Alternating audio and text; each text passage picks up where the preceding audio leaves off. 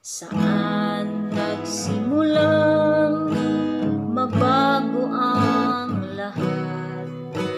Kailan nung ako'y di na naging sapat?